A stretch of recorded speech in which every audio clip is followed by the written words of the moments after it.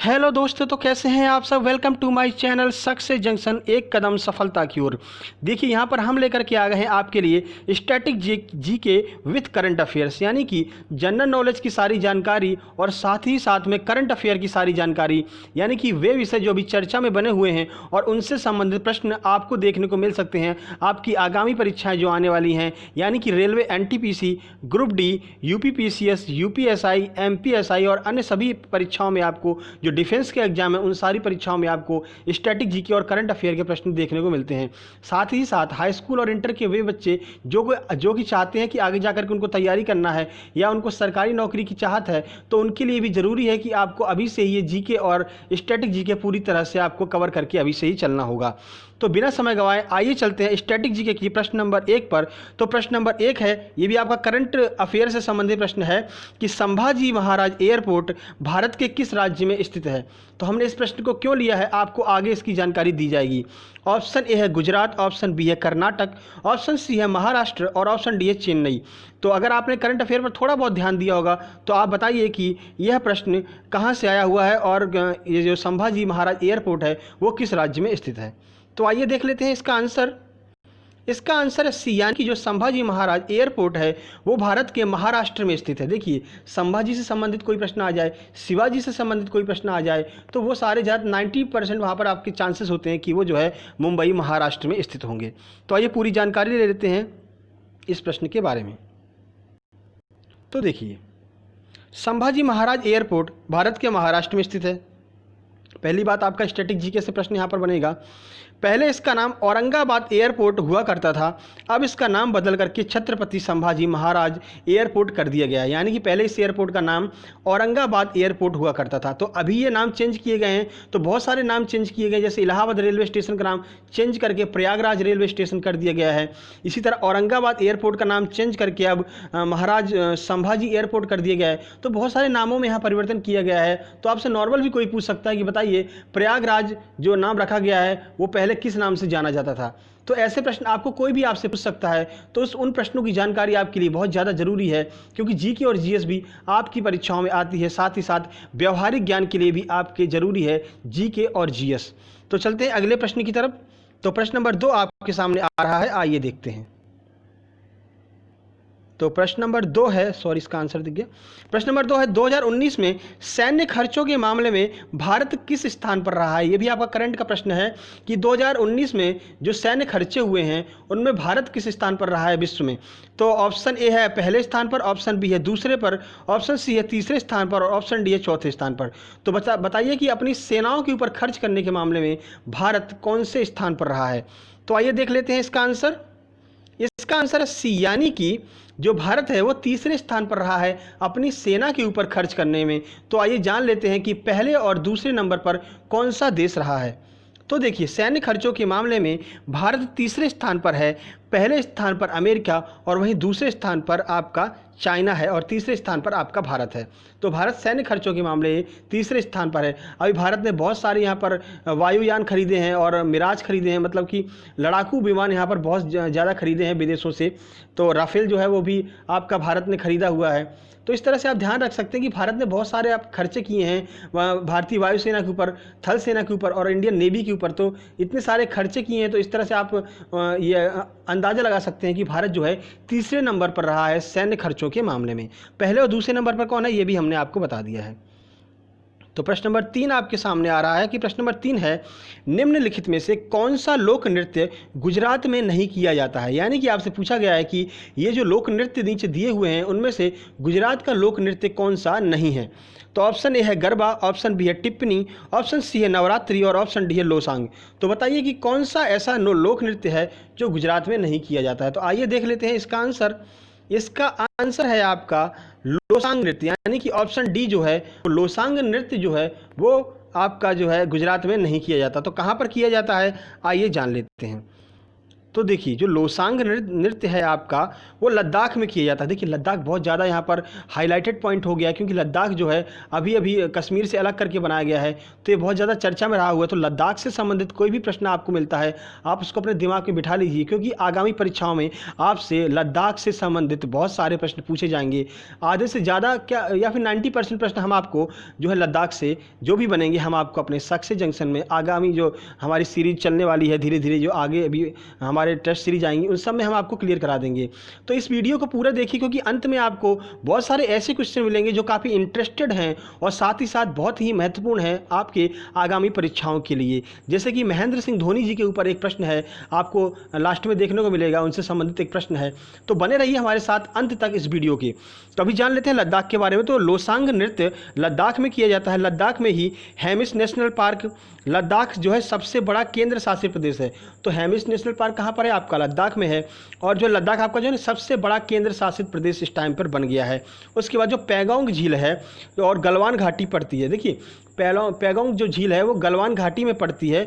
तो गलवान घाटी इस समय न्यूज़ में बनी हुई है, क्योंकि भारत और चाइना के मध्य जो विवाद हुआ है वो गलवान घाटी के ऊपर हुआ है और वो पैगोंग झील के किनारे पर हुआ है। तो पैगोंग झील जो है वहाँ पर चीन भी अपनी दावेदारी पेश कर रहा है और भारत भी अपनी दावेदारी पेश कर रहा है। तो यह क्या है, अभी विवादित स्थल है लद्दाख का पैगोंग झील। तो पैगोंग झील को याद रखिएगा, पैगोंग झील कहाँ पर है? लद्दाख में है और लद्दाख हमारा सबसे बड़ा केंद्र शासित प्रदेश है। तो चलते हैं प्रश्न नंबर 4 की तरफ। तो प्रश्न नंबर 4 आपके सामने आ रहा है, आइए देखते हैं। डाउन्स घास के मैदान किस महाद्वीप में पाए जाते हैं? बहुत ही महत्वपूर्ण यह प्रश्न है, भूगोल से है हालांकि, लेकिन क्योंकि यह डाउन्स घास के मैदान जो हैं आपका ये न्यूज़ में बना हुआ है ऑस्ट्रेलिया, तो इसलिए आपका यह प्रश्न आया हुआ है। तो आइए देख लेते हैं। ऑप्शन ए है उत्तरी अमेरिका, ऑप्शन बी है दक्षिणी अमेरिका, ऑप्शन सी है एशिया और ऑप्शन डी है ऑस्ट्रेलिया। तो बताइए डाउन्स घास के मैदान कहाँ पर पाए जाते हैं? तो आइए देख लेते हैं इसका आंसर। इसका आंसर है ऑस्ट्रेलिया। तो हम कैसे याद करेंगे? एक ट्रिक मान लीजिए या फिर अपने दिमाग से थोड़ा बहुत ट्रिक आपने बनाई है, हमने बनाई है, तो आइए बताते हैं कि कैसे हम याद कर सकते हैं कि डाउन्स घास के मैदान जो हैं आपके ऑस्ट्रेलिया में पाए जाते हैं। तो डाउन्स घास के मैदान ऑस्ट्रेलिया में पाए जाते हैं। इसे याद करने के लिए हम अपने दिमाग में एक बात रख सकते हैं कि भूमध्य रेखा के बिल्कुल नीचे चले जाइए, वहाँ पर आपका ऑस्ट्रेलिया पड़ता है। और अगर कोई चीज़ नीचे जाती है तो हम उसको क्या बोलते हैं? डाउन बोलते हैं। तो ऑस्ट्रेलिया बिल्कुल डाउन में है, तो डाउन्स के घास के मैदान जो हैं वो आपके ऑस्ट्रेलिया में पाए जाते हैं। चलते हैं अगले प्रश्न की तरफ। अगला प्रश्न नंबर 5 आपके सामने आ रहा है कि डिंडी गुलताले के लिए जीआई टैग किसे दिया गया है? देखिए ये भी बहुत महत्वपूर्ण प्रश्न है और व्यवहारिक ज्ञान के लिए आपसे कोई भी पूछ सकता है कि डिंडी गुलताले जो हैं उन्हें जीआई टैग दिया गया है। तो बताइए ये डिंडी गुलताले कहाँ से संबंधित हैं? ऑप्शन ए है तेलंगाना, ऑप्शन बी है तमिलनाडु, ऑप्शन सी है उत्तर प्रदेश और ऑप्शन डी है केरल। तो बताइए जो डिंडी गुलताले हैं वो कहाँ से संबंधित हैं? तो आइए अपना आंसर देख लेते हैं और ये भी जान लेते हैं कि अन्य जो राज्य दिए गए हैं उनसे संबंधित कौन कौन से जीआई टैग हैं। तो आइए देखते हैं इसका आंसर है बी, यानी कि जो तमिलनाडु है वो डिंडी गुलताले से संबंधित है। तो डिंडी गुलताले कहाँ के हैं? तो डिंडी गुलताले आपके तमिलनाडु से संबंधित हैं। तो आइए अतिरिक्त जानकारी जान लेते हैं इस प्रश्न के बारे में। तो देखिए डिंडी गुलताला तमिलनाडु से संबंधित है, हमने आपको बता दिया। और तेलंगाना का जीआई टैग जो है तेलिया रुमाल को दिया गया, यानी कि तेलंगाना का एक रुमाल है जिसे तेलिया रुमाल कहते हैं, तो तेलिया रुमाल को जो है जीआई टैग दिया गया है। केरल के तिरूर पान को जीआई टैग दिया गया है। साथ ही साथ टेराकोटा की मूर्तियों के लिए उत्तर प्रदेश को जीआई टैग दिया गया है। तो उत्तर प्रदेश के विद्यार्थी जो कि परीक्षार्थी जो भी हैं एग्जाम देने वाले हैं यूपीएसआई यूपीपीसीएस का, तो अपने दिमाग में ये बात रखिए कि टेराकोटा की मूर्तियों के लिए आपके उत्तर प्रदेश को जीआई टैग दिया गया है। तो चलते हैं अगले प्रश्न की तरफ। अगला प्रश्न आपके सामने आ रहा है, जी हाँ, हिंडनबर्ग रेखा किन दो देशों को अलग करती है? ऑप्शन ए है चीन और भारत, ऑप्शन बी है पोलैंड और जर्मनी, ऑप्शन सी है जर्मनी और फ्रांस और ऑप्शन डी है रूस और फिनलैंड। तो बताइए जो हिंडनबर्ग रेखा है वो किन दो देशों को अलग करती है? तो आइए इसका आंसर देख लेते हैं। इसका आंसर है बी, यानी कि पोलैंड और जर्मनी को जो रेखा अलग करती है वो आपकी हिंडनबर्ग रेखा है। ठीक है, तो पोलैंड और जर्मनी को अलग करने वाली हिंडनबर्ग रेखा है। तो आइए अतिरिक्त जानकारी जान लेते हैं। एक प्रश्न से 4 प्रश्न हम आपको जानकारी देंगे। तो मैगिनोट रेखा जर्मनी और फ्रांस को अलग करती है। मैनरहीन रेखा रूस और फिनलैंड को अलग करती है। साथ ही साथ मैकमोहन जो रेखा है वो भारत और चीन को अलग करती है। मैकमोहन रेखा आप दिमाग में रखिए कि भारत चीन का जो विवाद अभी चर्चा में बना हुआ है, तो आपसे आगे यह प्रश्न पूछा जा सकता है कि मैकमोहन रेखा जो है वो किन दो देशों के बीच में है। तो ये बात अपने दिमाग में रखिए कि मैकमोहन रेखा जो है भारत और चाइना के बीच में है। प्रश्न नंबर 7 आपके सामने आ रहा है, मूंगफली के उत्पादन में भारत का कौन सा स्थान है? ऑप्शन ए है दूसरा, ऑप्शन बी है तीसरा, ऑप्शन सी है चौथा और ऑप्शन डी है पांचवा। तो बताइए मूंगफली के उत्पादन में भारत का कौन सा स्थान है? तो आइए देख लेते हैं आंसर। इसका आंसर है ए, यानी कि भारत का दूसरा स्थान है मूंगफली के उत्पादन में। तो आइए देखते हैं पहला स्थान कौन है। तो देखिए पहले स्थान पर जो है आपका चाइना है और तीसरे स्थान पर आपका अमेरिका है और भारत दूसरे स्थान पर है आपका मूंगफली के उत्पादन में। तो अगला प्रश्न आपके सामने आ रहा है, आइए देखते हैं। तो प्रश्न नंबर 8 आपके सामने है, मेलबोर्न स्टेडियम किस देश में स्थित है? बहुत ही चर्चा में रहा हुआ है मेलबोर्न स्टेडियम, और मेलबोर्न के इतिहास के बारे में भी हम आपको बताएंगे। तो ऑप्शन ए है न्यूजीलैंड, ऑप्शन बी है ऑस्ट्रेलिया, ऑप्शन सी है साउथ अफ्रीका, ऑप्शन डी है इंग्लैंड। तो बताइए क्या है इसका आंसर? मेलबोर्न क्रिकेट स्टेडियम कहाँ पर स्थित है? तो आइए देखते हैं इसका आंसर। तो देखिए इसका आंसर है बी, यानी कि मेलबोर्न एक क्रिकेट स्टेडियम है जो कि ऑस्ट्रेलिया में स्थित है। यह विश्व का दूसरे नंबर का सबसे बड़ा स्टेडियम है। तो पहले स्थान पर कौन सा स्टेडियम है? तो ये भारत के लिए बहुत गौरव की बात है, गर्व की बात है कि पहले स्थान पर सरदार वल्लभ भाई पटेल स्टेडियम है, जिसे मोटेरा स्टेडियम के नाम से भी जाना जाता है। अहमदाबाद में स्थित है ये। इस स्टेडियम में जो है 1.5 लाख लोग बैठकर एक साथ क्रिकेट मैच देख सकते हैं आपके मोटेरा स्टेडियम में, जो हमारे प्यारे भारत में स्थित है। और ऑस्ट्रेलिया की जो पुरानी राजधानी है वो मेलबोर्न नहीं हुआ करती थी, और जो अभी वर्तमान राजधानी वो आपकी कैनबरा है। तो इस बात को दिमाग में रखिए कि आपसे प्रश्न पूछ सकता है कि ऑस्ट्रेलिया की पुरानी राजधानी कौन सी है? तो ऑस्ट्रेलिया की पुरानी राजधानी जो है वो आपकी मेलबोर्न है। ठीक है, उम्मीद करते हैं सारी जानकारी आपको मिल चुकी होगी इस प्रश्न से संबंधित। तो देखिए प्रश्न नंबर 9 आपके सामने आ रहा है कि खिलाड़ी माइकल फेल्प्स किस खेल से संबंधित हैं? ऑप्शन ए है कबड्डी, ऑप्शन बी है क्रिकेट, ऑप्शन सी है तैराकी और ऑप्शन डी है शतरंज। तो माइकल फेल्प्स जो है वो किस खेल से संबंधित हैं? तो आइए देखते हैं इसका आंसर। इसका आंसर आपका तैराकी, यानी कि आंसर इसका सी है। तो तैराकी से संबंधित है आपके खिलाड़ी माइकल फेल्प्स। तो माइकल फेल्प्स कहाँ के रहने वाले हैं?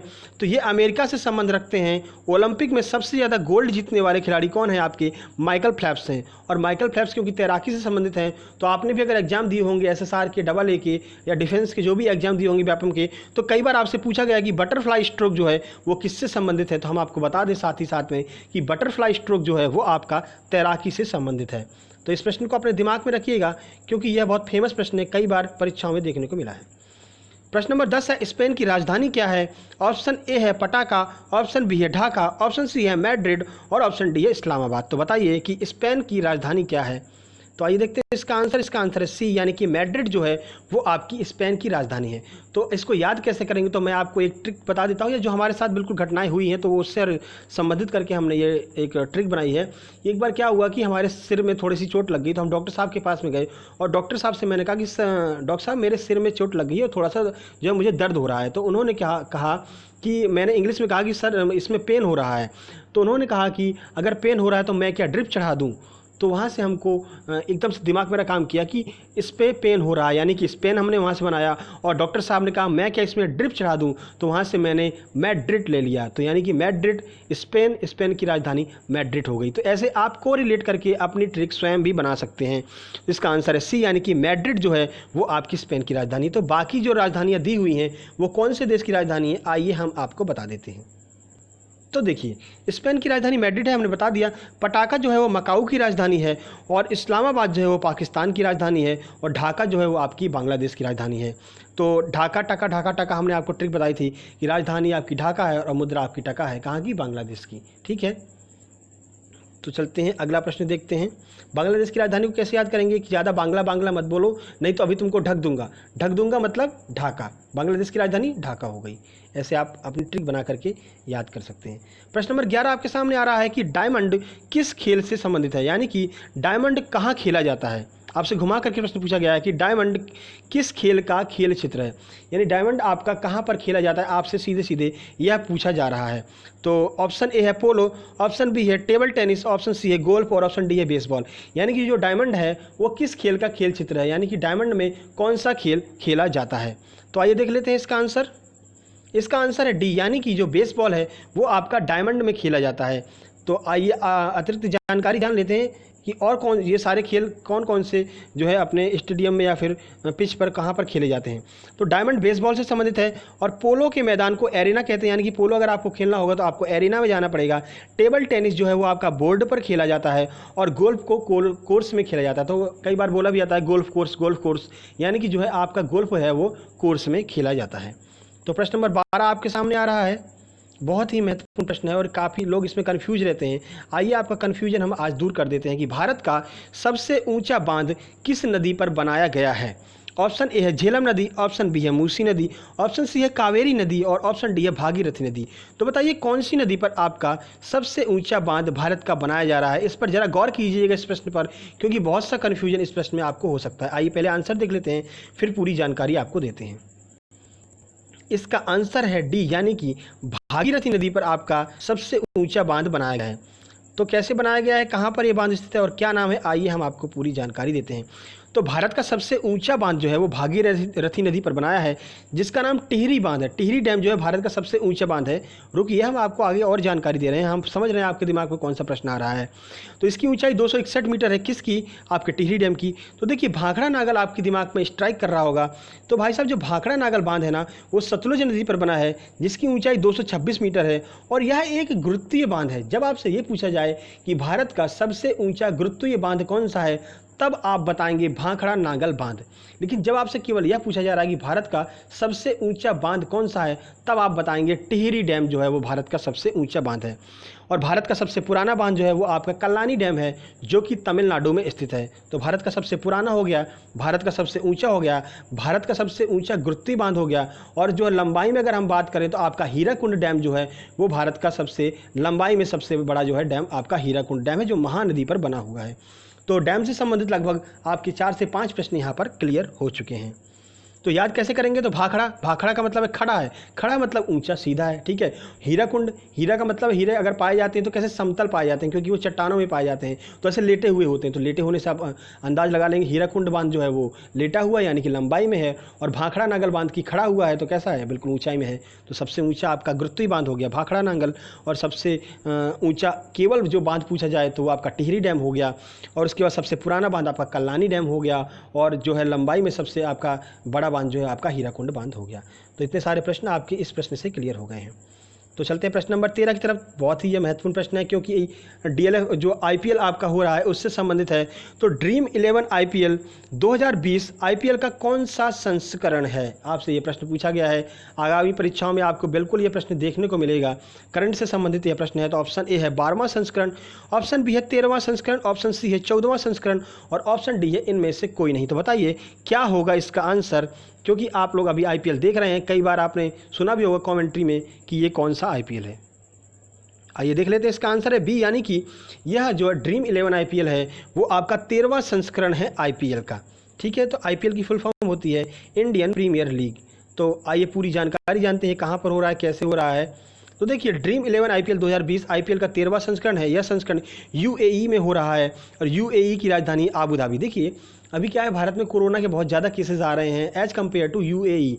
तो यूएई में जो आपका आईपीएल है वो यूएई में हो रहा है। यूएई की राजधानी आपकी क्या है, आबू धाबी है। उम्मीद करते हैं सारे प्रश्न आपको समझ में आ गए होंगे। तो आईपीएल की फुल फॉर्म ध्यान रखिएगा, इंडियन प्रीमियर लीग आईपीएल की फुल फॉर्म होती है। प्रश्न नंबर 14 आपके सामने आ रहा है, क्यूबा का राष्ट्रीय खेल कौन सा है। क्यूबा भी न्यूज़ में बना हुआ है, तो क्यूबा का राष्ट्रीय खेल कौन सा है। ऑप्शन ए है बेसबॉल, ऑप्शन बी है फुटबॉल, ऑप्शन सी है वाटर पोलो और ऑप्शन डी है हॉकी। तो बताइए कि क्यूबा का राष्ट्रीय खेल कौन सा है। आइए देखते हैं इसका आंसर। इसका आंसर है ए, यानी कि जो बेसबॉल है वो आपका क्यूबा का राष्ट्रीय खेल है। तो आइए अतिरिक्त जानकारी जान लेते हैं इस प्रश्न के बारे में। तो क्यूबा का राष्ट्रीय खेल बेसबॉल है और क्यूबा की राजधानी क्या है, हवाना आपकी क्यूबा की राजधानी है। याद कैसे करेंगे, तो आइए हम आपको बताते हैं। जैसे आपका कोई जिगरी दोस्त है तो आप उसको कहते हैं क्यूबे क्यूबे, ऐसे करके बुलाते हैं ना, क्यूबे कहाँ जा रहा है। तो ऐसे वहाँ पर आप इसको थोड़ा कोरिलेट कीजिए कि क्यूबे से लगा लीजिए क्यूबा। तो क्यूबा हवा नहीं आ रही क्या, यानी क्यूबे तुम्हारे यहाँ हवा नहीं आ रही है क्या। हवाना यानी कि हवा नहीं आ रही है क्या, क्यूबे तुम्हारे घर में हवा नहीं आ रही है क्या। तो ऐसे आप याद कर सकते हैं कि क्यूबा की राजधानी हवाना, ठीक है।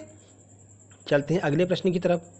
तो अगला प्रश्न आपके सामने आ रहा है प्रश्न नंबर 15, तो जिसने हमारी प्रीवियस क्लास ली होगी, कौन सी, आप थोड़ा याद कीजिए। हमने आपको फुटबॉल की कप और ट्रॉफियाँ याद कराई थी, बैडमिंटन की कप और ट्रॉफियाँ याद कराई थी, साथ ही साथ में गोल्फ की कप और ट्रॉफियाँ एक छोटी सी कहानी के माध्यम से हमने आपको याद करा दी थी। तो देखिए यह प्रश्न आपके सामने आ गया है कि प्रश्न नंबर 15 है, थॉमस और उबेर कप 2021 के लिए बढ़ा दिया गया है, यह खेल किस से संबंधित है।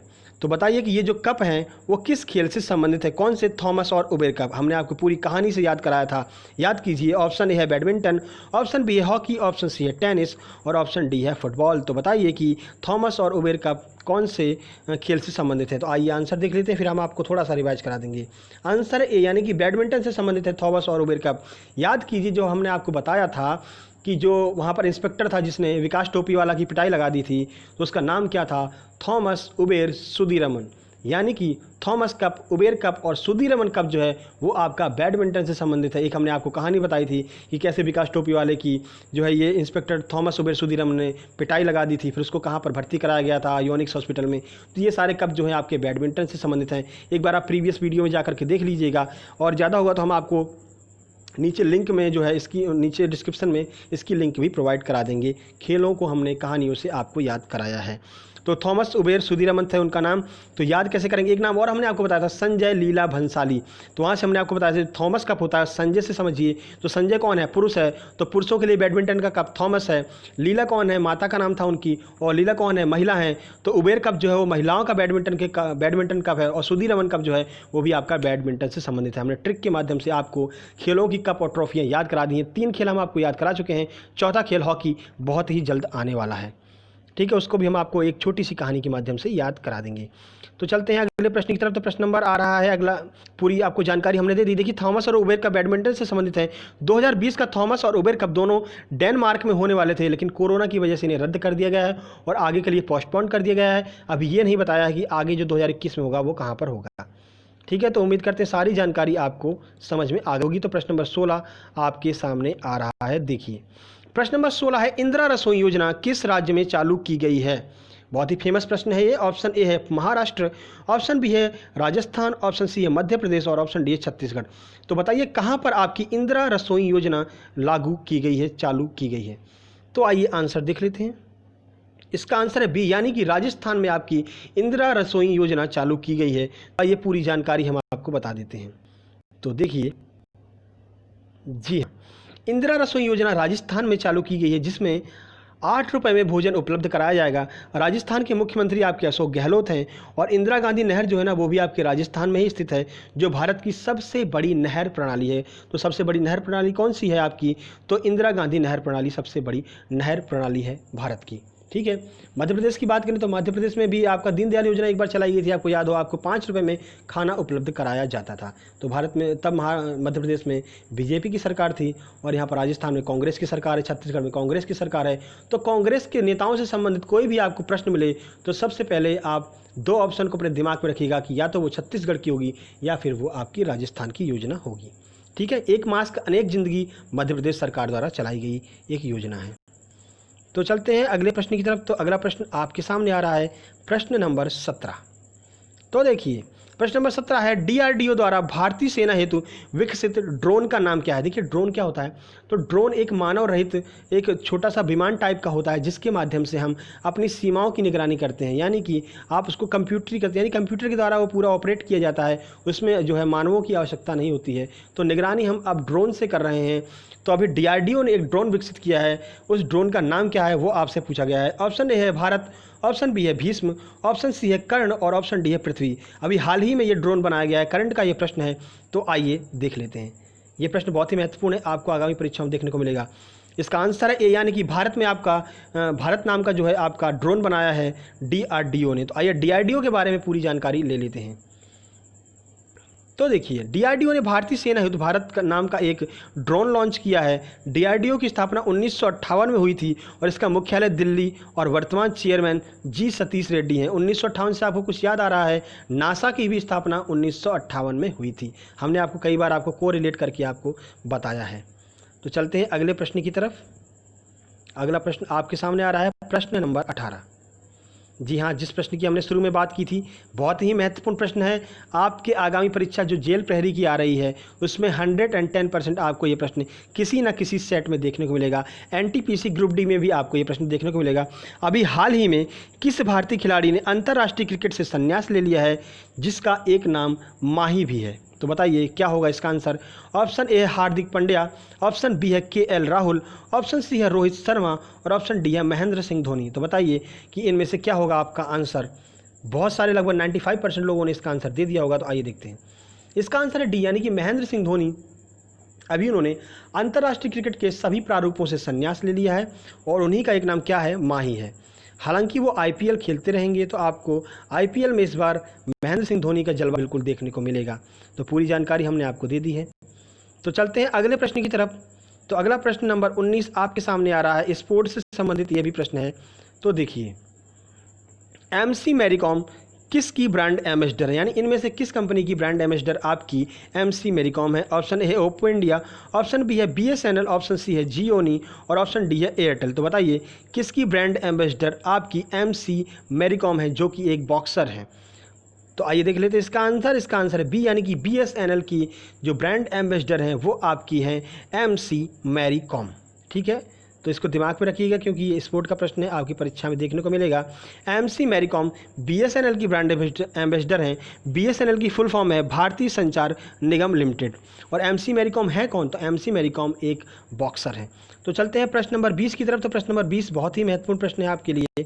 तो प्रश्न नंबर 20 आपसे क्या पूछ रहा है कि दाचीगम नेशनल पार्क इनमें से किस पशु से संबंधित है? ठीक है, तो आपसे सीधे सीधे ये पूछा जा रहा है कि जो दाचीगम नेशनल पार्क है वो किस पशु से संबंधित है, यानी कि कौन सा पशु उसमें सबसे ज़्यादा मात्रा में पाया जाता है? ऑप्शन ए है कस्तूरी मृग, ऑप्शन बी है गोल्डन ओरियोल, ऑप्शन सी है येलो थ्रोटेड बुलबुल और ऑप्शन नंबर डी आपका आ रहा है ये हंगल या फिर कश्मीरी टैग। तो इसका आंसर डी, यानी कि हंगुल या कश्मीरी टैग जो है वो आप दाचीगम नेशनल पार्क में पाया जाता है। तो कहाँ पर है दाचीगम नेशनल पार्क? आइए हम आपको पूरी जानकारी देते हैं। तो दाचीगम नेशनल पार्क कश्मीर में स्थित है। यह हंगुल या कश्मीरी स्टैग के लिए प्रसिद्ध है, जो हिरण की एक प्रजाति है और यह विलुप्त होने की कगार पर। कौन सी? ये जो हिरण की प्रजाति है आपकी कश्मीरी स्टैग। सलीम अली और किश्तवाड़ नेशनल पार्क भी आपके कहाँ पर है? कश्मीर में स्थित है। तो एक साथ आपके 4 प्रश्न इसमें क्लियर हो गए हैं, यानी कि जो हंगुल या कश्मीरी स्टैग है वो आपकी हिरण की प्रजाति है। उम्मीद करते हैं यह वीडियो आपको ज़रूर पसंद आया होगा। तो वीडियो देखने के लिए बहुत बहुत धन्यवाद और आगामी वीडियो जो आने वाला है उसके लिए भी तैयार रहिएगा। आज शाम को 4 बजे एक बार फिर से जो ईडियम्स की क्लासेस चल रही है, ईडियम्स एंड फ्रेजेस, हम आपको ट्रिक के माध्यम से, कीवर्ड के माध्यम से याद करा रहे हैं। इंग्लिश की टॉप क्लास वहाँ पर चल रही है, टॉप 500 ईडियम्स एंड फ्रेजेस हम आपको याद करा रहे हैं, क्योंकि ईडियम्स और फ्रेजेस जो हैं 4 से 5 प्रश्न हर परीक्षाओं मिलते हैं। आपको बंच में स्थान, यानी कि इकट्ठे अंक आपको दिलाते हैं ईडियम्स एंड फ्रेजेस। तो उम्मीद करते हैं आप शाम को 4 बजे बिल्कुल उपलब्ध रहिएगा सक्सेस जंक्शन एक कदम सफलता की ओर चैनल पर। तो जल्द ही मिलते हैं शाम को 4 बजे वाली क्लास में। तब तक के लिए नमस्कार।